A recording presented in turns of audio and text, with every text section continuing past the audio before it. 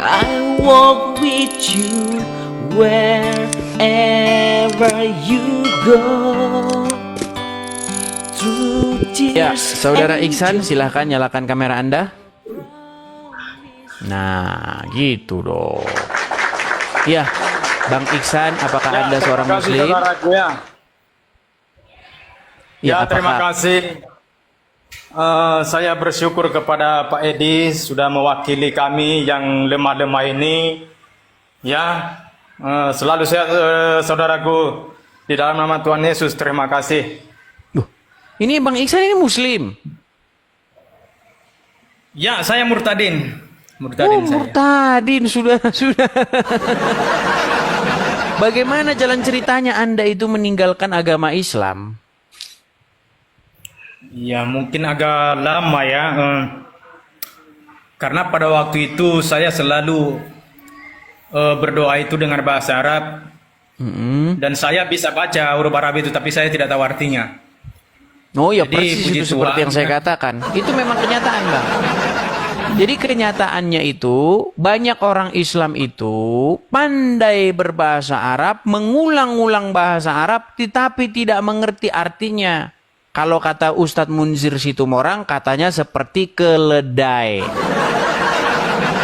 Flipper, makasih Bang. Makasih Bang Flipper. Lama Bang Flipper tidak kelihatan. Jadi abang dulu seperti itu. Ngelihat, baca-baca tulisan Arab, kemudian baca-baca. Ya, saya tidak tahu pada waktu itu. Jangan dulu nak.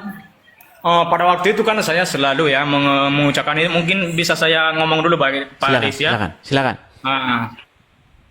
Bismillahirrahmanirrahim. Alhamdulillahi rabbil alamin. Arrahmanirrahim. Maliki yaumiddin. Iyyaka na'budu wa iyyaka nasta'in. Ihdinas siratal mustaqim. Siratal ladzina an'amta 'alaihim ghairil maghdubi 'alaihim waladdallin. Jadi salah satu ayat ini Pak Edis saya merenungkan ketika saya sudah memahami terjemahan tersebut. Dulu saya rajin ya, saya taat kepada Islam. Jadi saya menganggap yang saya baca setiap hari itu kata-kata yang mulia kepada sesembahan saya.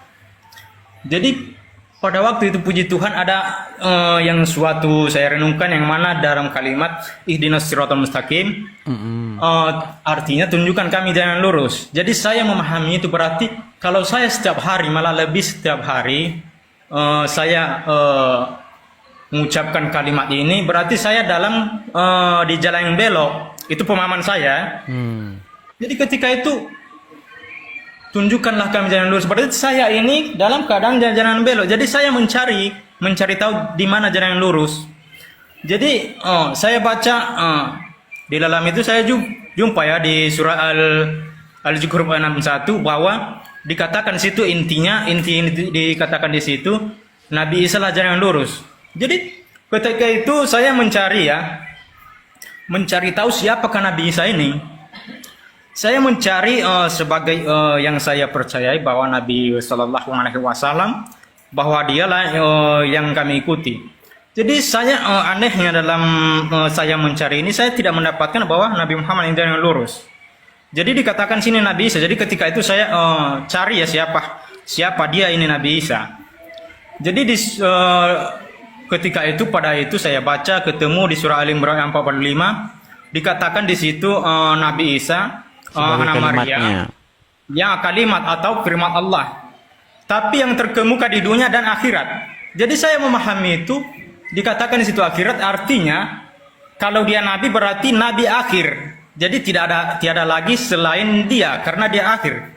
Jadi ketika itu saya merenungkan lagi kenapa dengan pemahaman kami dikatakan bahwa Nabi Shallallahu Alaihi Wasallam adalah itu nabi terakhir. Jadi saya menjanggal. Jadi karena saya renungkan itu Pak Edis pada waktu itu, saya berpikir berarti daripada saya bingung saya mencari tahu siapa yang menciptakan langit dan bumi.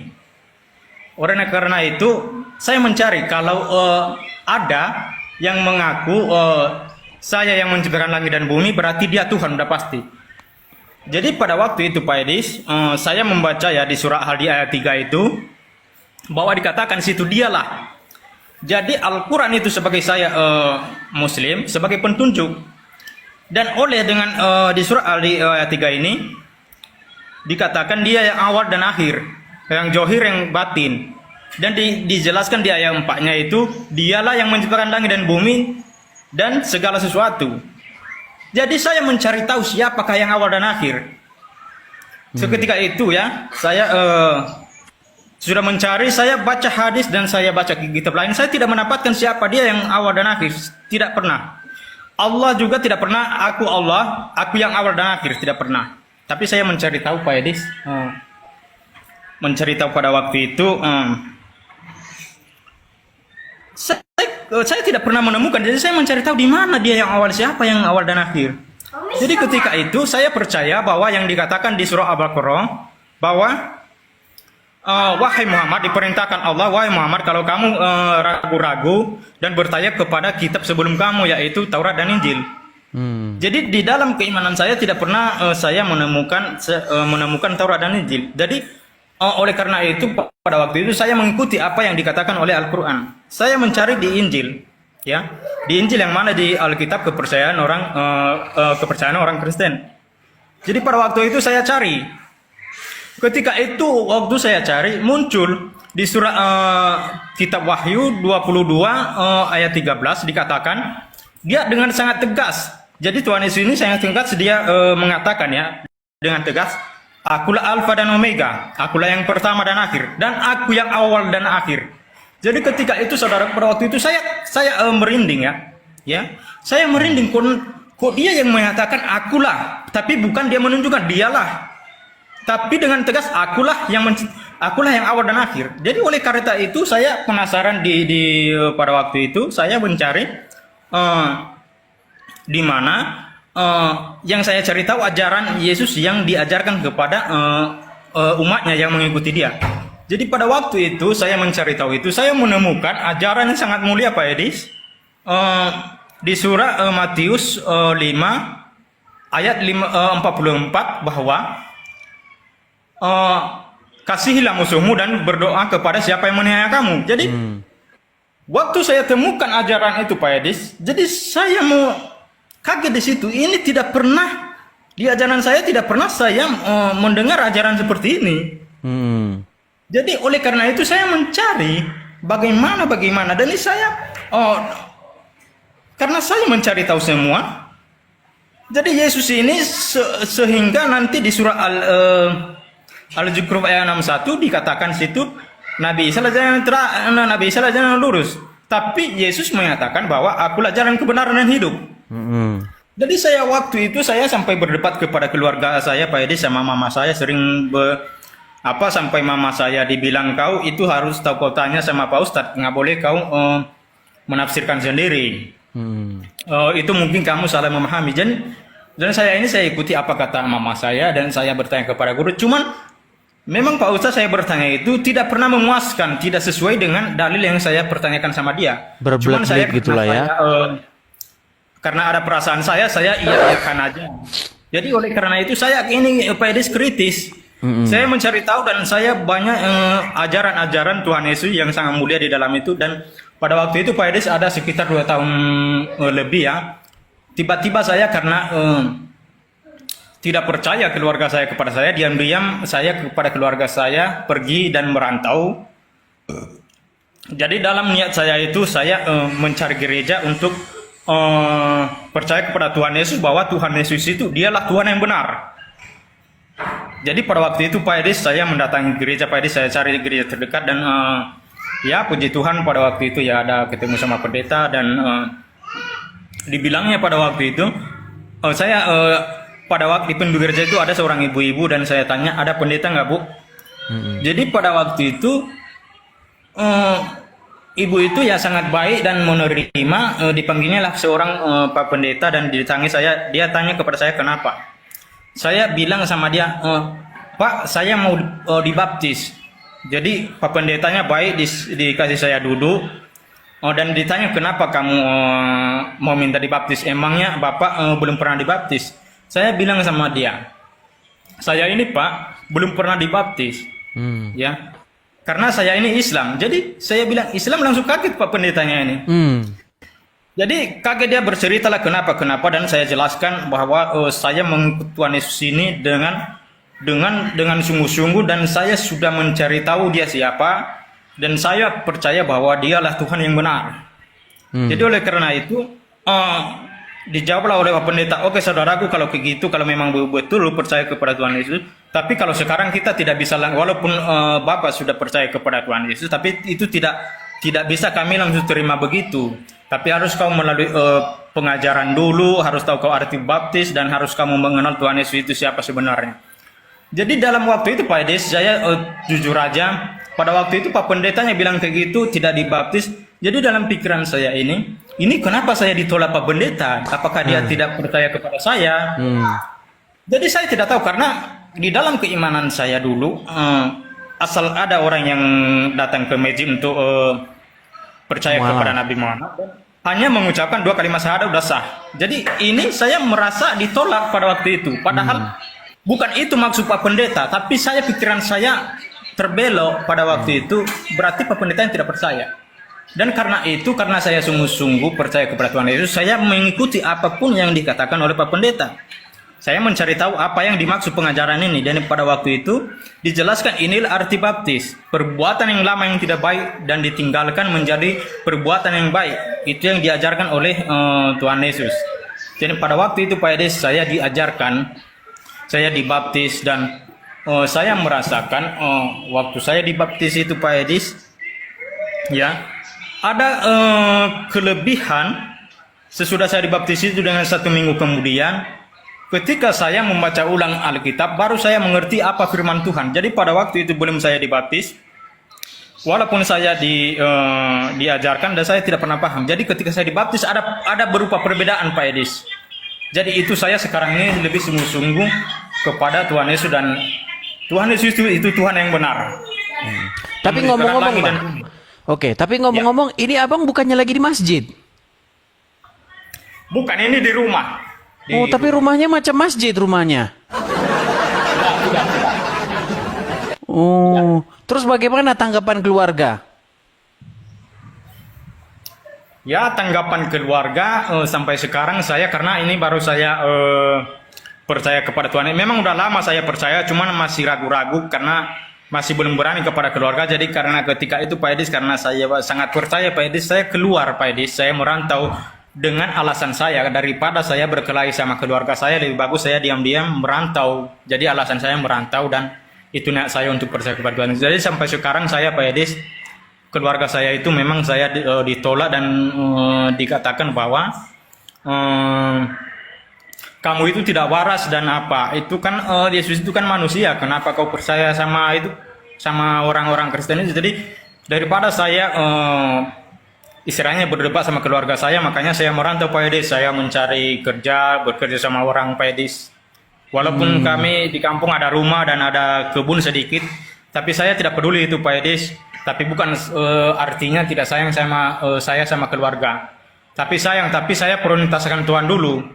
Betul. Harus lebih dekat Tuhan dulu, karena Tuhan itu bagi saya itu maha kuasa. Jadi ketika nanti itu karena saya percaya itu nanti saya percaya bahwa keluarga saya itu nanti akan dijamah oleh Tuhan Yesus. Jadi saya berdoa terus Pak Edis. Jadi saya keterbatasan saya ini Pak Edis, sampai istri saya sampai udah cerai kami ya. Jadi cerai masalah ini juga, dari keluarga saya tidak terima. Jadi anak saya itu masih di pesantren Pak Edis, masih di pesantren. Mereka saat ini masih di pesantren Pak Edis, serius. Jadi karena Anda jadi Kristen, akhirnya istri Anda pun akhirnya meninggalkan Anda begitu. Iya. Waduh. Ya itu ya teman-teman ya, karena memang. Jadi anak saya ikut dia. Jadi bayangkan saja Pak Edis, pada waktu itu bagaimana mereka membenci saya itu Pak Edis. Ada sesuatu rezeki saya kemarin Pak Edis. Saya mau ngirim untuk nafkahi anak, tapi mereka menolak. Jangan kau kirim uang, kami bisa ngasih makan anak. Jadi bagi saya nggak apa-apa Edis. Selalu saya berdoa kepada Tuhan Yesus yang benar, dan saya percaya itu akan nanti mereka kalau sudah besar tahu dia mana Tuhan yang benar, yang layak disembah. Jadi tahu dia Tuhan yang layak disembah. Itu aja Pak Edis. Salah satu pemicu Anda itu Oh, kok bisa-bisanya Anda itu akhirnya meninggalkan agama Islam itu sebenarnya gara-gara apa? Apakah juga gara-gara sering nonton-nonton diskusi atau bagaimana? Bukan. Eh, Mungkin baru-baru kali ini saya menonton, jadi saya itu Pak Edis, tapi bukan saya mengaitkan, tapi intinya ini Pak Edis, kalimat dari surah Ahadi ayat 3 ini surah Ahadi 2, 3 dan 4 itu berkaitan, jadi saya mendalami itu Pak Edis, karena huwa itu Pak Edis, itu kan wal awalu wal akhiru. Jadi huwa itu artinya laki-laki yang lahir, itu artinya bahasa Arab. Dialah Jadi yang Zohir awal, itu, ya. Pak Edis, Zohir itu mungkin di privat Pak Edis ya, tapi bukan, saya tidak mau menjelaskan di sini Pak Edis ya. Mungkin Zohir itu lahir kalau bagi saya, karena saya ada Al-Quran lama, yang kuno, yang sudah lama. Itu Zohir itu artinya terjemahannya dulu lahir, bukan Zohir. Lahir dikatakan di situ. Dia yang lahir, yang batin, dan yang batin. Dia yang lahir dan dia yang batin. Itu dia Pak Edis. Nah, Jadi gini saya Bang Ihsan. Ini banyak yang menuduh Anda ini katanya settingan, bahwa Anda itu ini hanya settingan, bukan Islam beneran. Gimana? Apakah Anda setuju kalau kita kasih naik satu Muslim? Ya, itu tidak mau saya berdebat Pak Edis ya. Cuman saya mengatakan kalau saya bukan Islam pasti saya tidak tahu membaca huruf Arab. Tapi kalau saya sampai sekarang memang saya tidak tahu bahasa Arab, hanya bisa membaca. Dan itu semua bisa saya hafal-hafal huruf Al-Quran. Kalau Yasin, tapi jangan semua ya, tapi yang pertama aja. Yasin wal Qur'anil Hakim, innaka laminal mursalin, ala siratim mustaqim, tanjilal azizir rahim, litunjira kama ma unjira abahum fahum wafilun. Jadi saya jangan semua. Jadi jadi surah Al-Ikhlas. Sah ya, Muslim ya.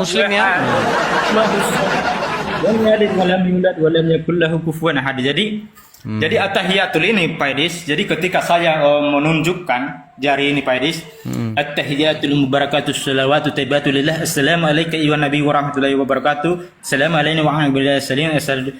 Jadi ketika saya mengucapkan asyhadu alla gini Pak Edis ya. Jadi pas menunjuk itu kayak gini dia Pak Edis. Asyhadu alla ilaha illallah. Jadi pada illallah itu menunjuk. Jadi saya memahami itu bahwa tiada Tuhan selain Tuhan di Mekah. Itu saya memahami itu. Saya menunjuk Tuhan di Mekah.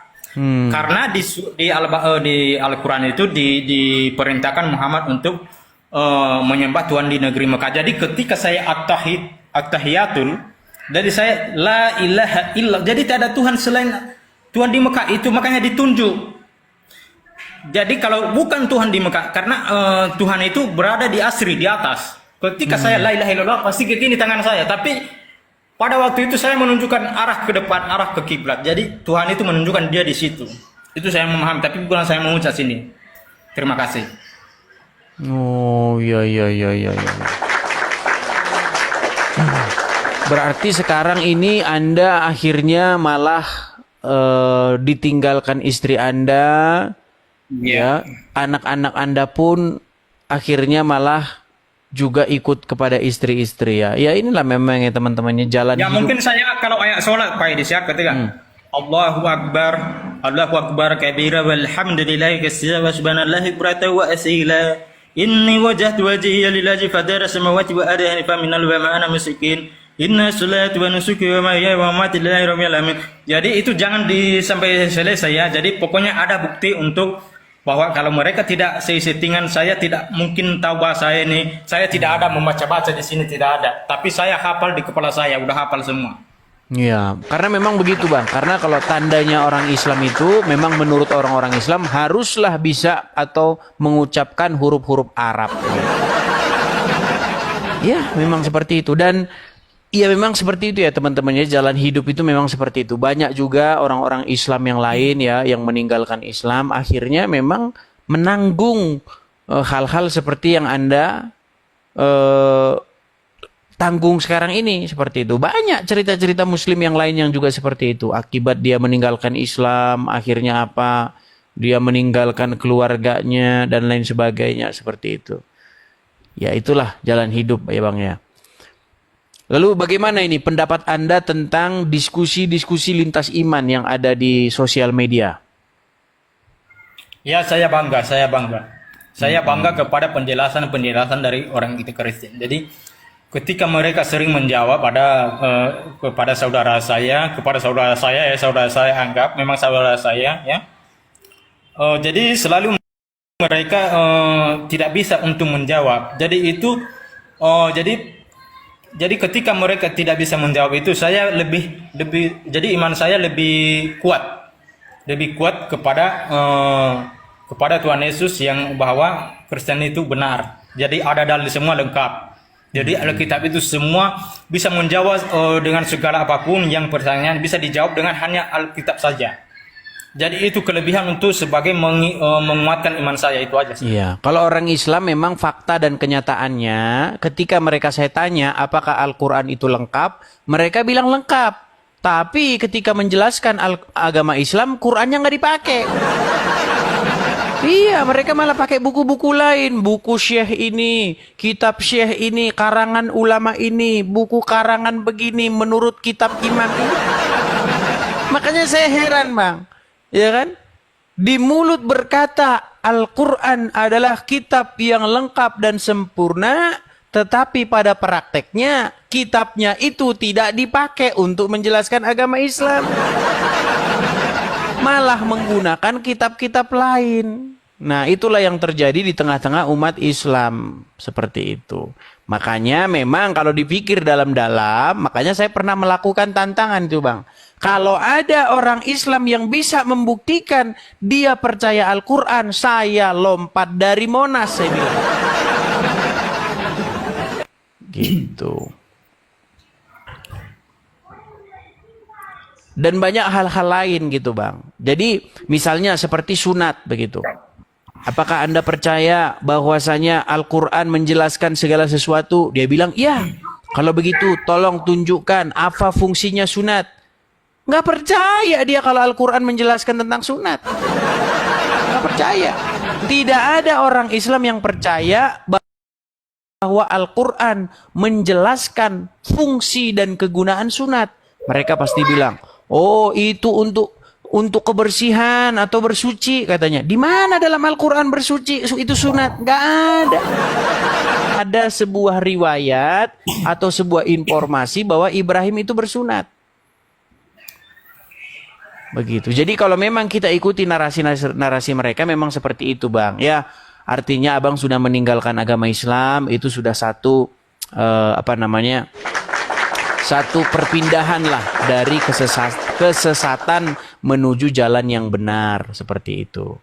Karena banyak orang di luar sana beragama itu hanya ikut-ikutan, Bang, tanpa pernah membandingkan, tanpa pernah mempelajari, seperti itu. Seperti orang yang diberi uang palsu.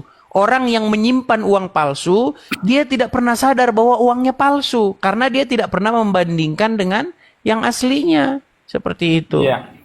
Nah, saya itu sudah menghabiskan waktu belasan tahun untuk membandingkan Al-Quran dengan Injil, dengan Taurat. Saya bandingkan. Nah, ketika saya bandingkan, oh begini. Nah, saya melihat Al-Quran itu seperti kitab yang lepas-lepas begitu halamannya. Begini, lompat ke sini begitu. Di dalam Taurat diceritakan bagaimana Abraham itu sunat, kenapa dia sunat, apa maksudnya sunat itu, latar belakangnya apa. Ya kan, dijelaskan semua. Tetapi ketika saya baca Quran, sampai botak kepala saya tidak temukan ada Ibrahim sunat di Quran. Tidak ada. Lalu orang Islam berkata, Ibrahim itu sunat, katanya. Di Quran mana Ibrahim sunat? Oh, bukan di Quran, di kitab ini. Katanya Quran lengkap, sempurna. Ya memang kadang-kadang omongan itu hanya sekedar di mulut saja begitu. Karena memang provokasi yang sudah diucapkan terus-menerus akhirnya dipercaya oleh banyak orang. Walaupun orang itu tidak pernah memeriksanya, seperti itu, Bang.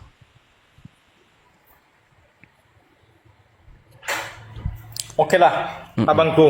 Oke. Saya wakilin kami ya, nanti saya dukung nanti saya cari nanti profil abang, nanti saya dukung ya. Terima kasih, Bang Iksan. Oke, Bang Iksan, selamat malam. Kita berikan kesempatan kepada Muslim yang lain, ya, Bang, ya. Ya, turunkan. Baik, terima kasih, Bang Iksan. Terima kasih mewakili kami.